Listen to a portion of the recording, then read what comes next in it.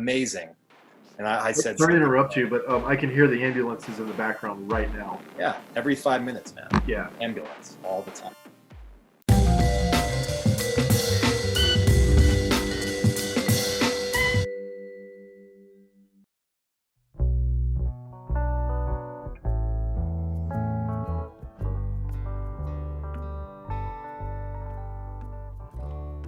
How's it going?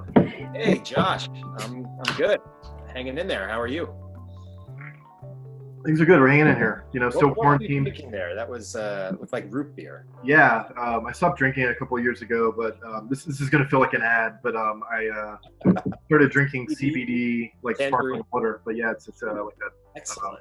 Maybe this brand will send me a bunch of free drink. But yeah, trying out a few of the CBD things. It's kind of a cool replacement for those who might have drank beer in the past and enjoyed the like carbonation. It's nice. Cool. It's like real mellow yellow. Yeah, exactly. What's new with you? Well, the weekend is off to it's about to end actually, because today is Sunday, but it's off to a rip-roaring start.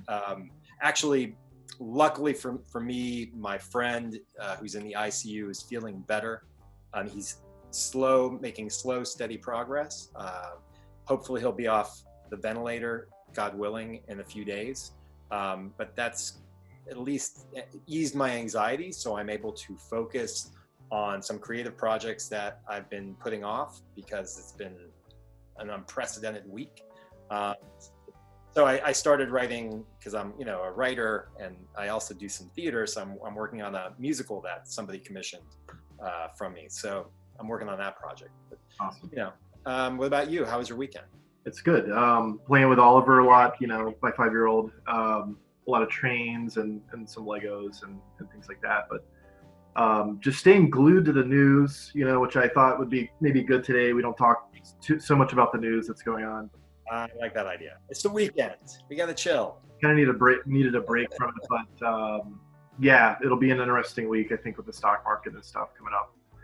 I don't know if you heard, but at NYU, a lot of the Tisch theater students who obviously can't be doing this virtually and need to be in the room together, they were asking for a refund, and understandably the dean was like, no, we can't give a refund, it's already beginning of the semester, they just can't. But then she signed off her email with a little dance video of her like, sorry, what can I do? And I know she's a choreographer, but yeah. Talk about insensitive and just stupid. Like, there's a petition now calling for her removal, I think. But it feels almost like she had a Rickroll at the end of the video, right. That level. So I've seen some crazy stuff going on around here. I'm a little worried. When you go out in the streets, you see a lot of homeless people, and they're more inclined to come up to you. So Katie and I took a stroll around the block and found an empty asphalt parking lot in the college to play moonball with Oliver. There's no one around, and we never have homeless people come up to us, and we had about 4.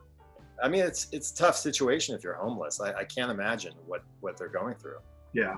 I mean, because food pantries every food pantry is getting the food they need.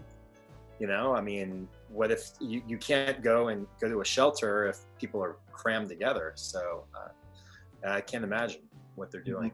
I'd imagine that there's some spreading, of the virus in those shelters as well.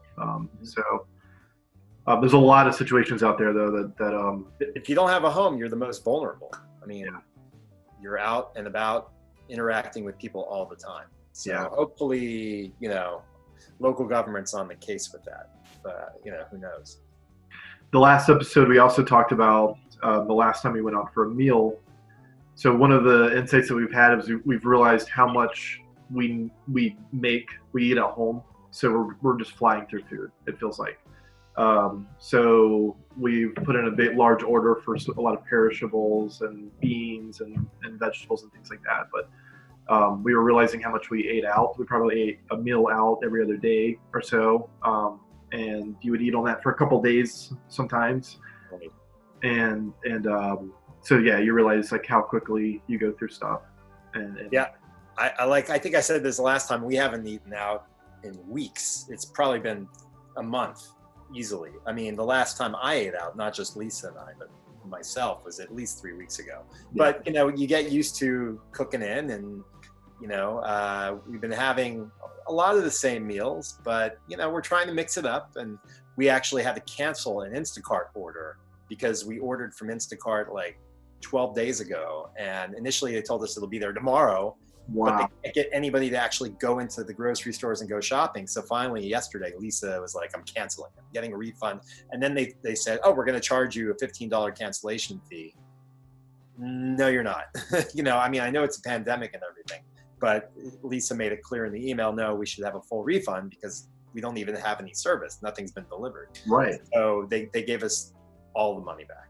But you can imagine that company's not going to be doing well for much longer at all because they can't get anybody to do the shopping. So, well, I appreciate the advice. We were actually just debating, where do we go? If we need to order something else, we really don't feel safe going in the stores. I think I mentioned this last time. We had 5 rolls of toilet paper. We're now down to 3.5 rolls. Oh no! Toilet paper crisis. Lisa wanted to tell you to order at Staples. Try Staples because most people don't think of like Office Depot or Staples. Believe it or not, we've looked. They are sold out. Yeah, so she checked too, and we were going to tell you that. We just to follow up on your Instacart order, we put it in we found toilet paper at Walmart that would deliver it, and the problem is it's not going to get here till April 7th. Mm-hmm. At this point in time. That's like 2 weeks. Yeah. That's like my Pop-Tarts. I ordered Pop-Tarts. Not going to happen until mid-April. I don't know what I'm going to do. I need my Pop-Tarts. So tell me, one of the things I wanted to give you a personal update on my end, and that is, the first of the month is coming up, and like the rest of America, I got laid off. So, I have little things here and there, but I'm going to have to renegotiate my rent situation. And the thing is, you have to wonder, will the landlord be accommodating, or, are they going to be like, no, we're going to evict you? Now, obviously, I think there's a moratorium on evictions, so that can't happen. But I smile and I laugh, but really there's nothing I can do. So I'm not going to really stress about it. I have to have a call and say, look, we need to figure this out. Everybody's going to take a hit from this. It's not just going to be people who are, average workers. It's going to be people that own mortgages, that are big landlords, that are big companies. And look, they just passed a big stimulus. So, that money is going to trickle down somehow. And so we all just have to take our hit and move forward. So it is what it is. So that's what's up with me. Yeah. And meanwhile, Lisa's been handling it okay. Good days and bad days today, not so good. So, it's tough because you hear ambulances going by, even more so than when I last talked to you. I'm telling you, it's like every 5 minutes you'll hear another ambulance. So it seems nuts. It seems like would be a really hard time to get through. The service industry, I think almost every industry. There's a few that aren't getting hit, like the grocery industry. I think is in full churn right now. Some commodities, are going, but it's really what do we need right now, which is food, right, shelter. I was asking the question, how many people are switching jobs right now? Going from one job to another. There's probably not that many people interviewing people. For us, our lease is up in July, and I'm asking the question, will this thing last till July? Will I be able to look for a new place, after my lease is up? Right. If we're going to move out of this place, but it seems like that'd be really tough. And I have a couple of friends in your position too, where they're actually talking to the landlords right now, trying to figure out how am I going to scrape together my next rent. Have to. We all have to do our part to help each other out. I'm hoping we can come to some sort of accommodation. I would pay the rent, but we have to eat. So that's kind of the deal. But look. It is the weekend, and I know one of the things we wanted to talk about is not to get too caught up in the bad news with the pandemic and really talk about some of the good stuff that's coming out of this. And I know that, we're all kind of self-isolating, holed up in our homes and apartments, but, it'd be interesting to talk about how we've been able to entertain ourselves and what's going on in the world of entertainment and culture and movies and music. And I'm curious, from your end, have you seen anything that's really whet your appetite that you're like, oh, there's a virtual concert, I got to check this out, or a comedian that's doing a live stream? I mean, what have you been seeing? Yeah, great question. We're both musicians. I listen to Spotify quite a bit. Spotify is great about showing you the latest releases, and I swear that column on my Spotify feed has been on fire. And I think musicians are probably locked up recording stuff and just putting kind of stuff out on their own. It's really interesting to hear some of the stuff that's coming out. I've been really focused on setting the gear shift for the high gear of your soul. I happen to be, as any fish fan will tell you, that is from Run Like an Antelope. So I'm a fish fan. So I've been keeping tabs on, no pun intended, on Trey Anastasio, who on his Instagram has been literally writing a song a day. They're really great new songs, I guess, inspired by, our self-quarantine. Yeah. I'm listening nonstop, actually. They're really, some are acoustic, some are rockers that he has with, his drum machine. And then maybe he'll have one of his vocalists from his side projects pipe in, send him some, vocals to add to the song. But they're really good, and I highly recommend that. I know there's a concert tomorrow, or no, it's tonight actually, with Elton John on Fox. Oh yeah. So get this. Wait. Elton John is hosting this show, and like Alicia Keys is performing from her living room, and iHeartRadio is sponsoring it. Whatever. Good for them. It is commercial free, and it's going to raise money for, I think, a number of very laudable, food organizations. But Elton John does not have a piano in his Los Angeles home. How messed up is that? Wow. So what are they? So he's like, I'll just host and I'll interview people. But I mean, come on, Elton, where's the piano, man?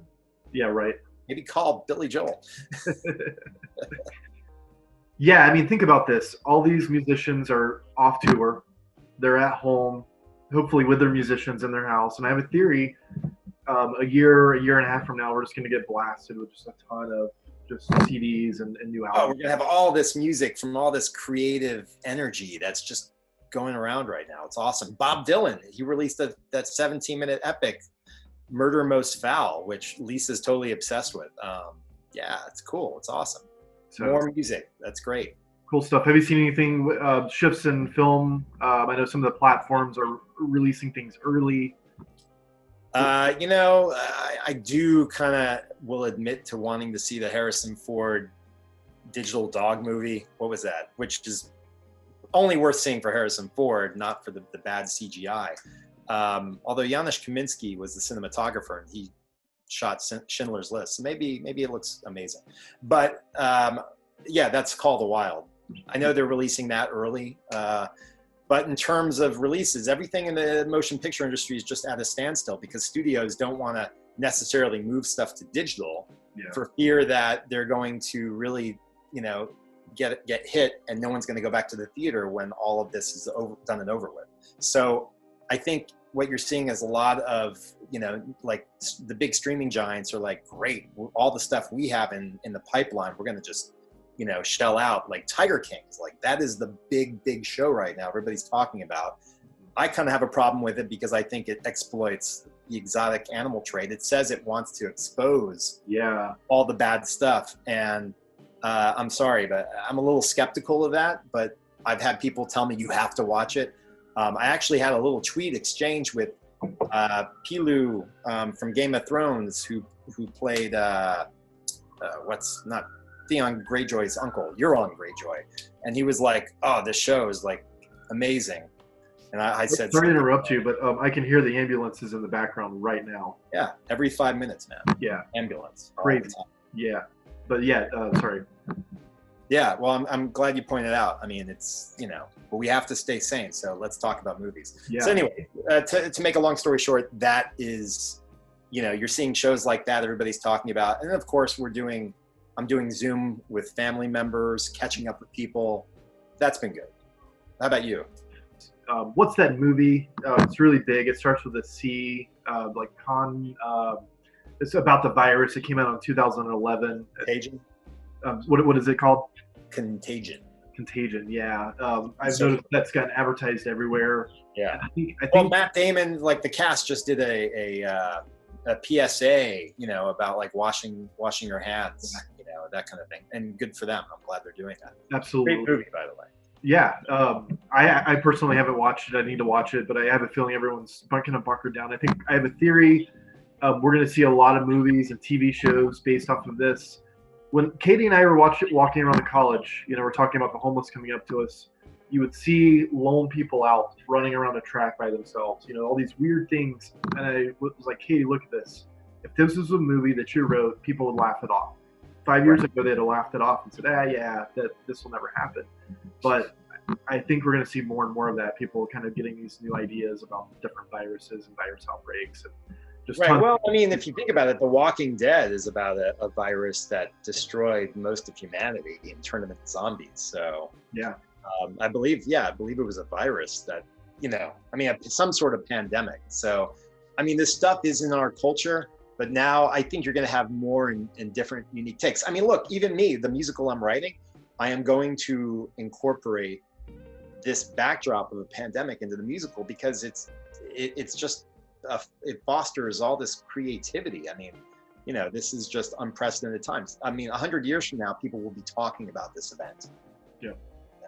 Yeah, I predict there'll be some popular TV show, that is based off of this, and just a lot of events and humor. Yeah, and I do think it's going to change the face of exhibition for films. Like you're going to have now day and date release.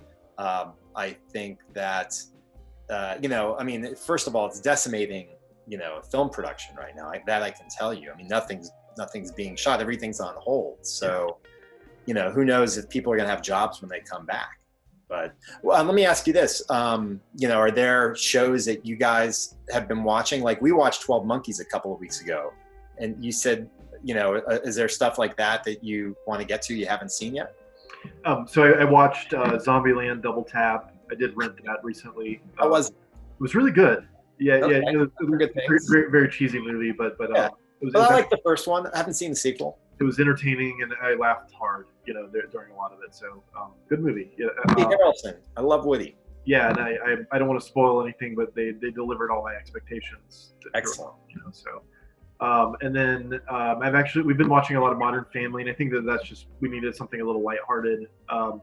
I asked the question when I watched that show: will shows like this capture COVID? There's going to be these episodes that are all based on everything changing. So every popular TV show, like you said, is going to have a break, and they're going to come back and probably address it. How can you not address it? 50 of them are fictional, sure, but I think another 50% of them are based on real times and are probably going to address it in some way, shape. I agree. I actually think, to your point about like people taking inspiration from this, and you're going to see a lot more shows, I think you're going to totally see the conspiracy bioweapon COVID-19 shows. I'm telling you, everybody, even people I thought were just regular, rational people are like, I got a secret for you. Right. COVID-19 is a Chinese bioweapon. Yep. You know what I mean? And I'm like, you too? Right. Okay, maybe I should read up on this. I'm not quite there yet, but hey, just to extend this conversation to viewers at home, what do you guys think at home? How do you think the music industry is going to get influenced, and the film industry? Are you working on stuff? What are some of the big ideas that you think are coming out? Yeah, I would love if people could comment on what they're working on creatively. I think that's great. Are they writing a book? Are they writing in their journal? Are they making music? Thanks for joining today. It was good to talk to you as always. Yeah, it's Josh and Josh. We love you, the viewer, too. So please, give us your feedback and join in the conversation. And until next time, Josh. Until next time, Josh.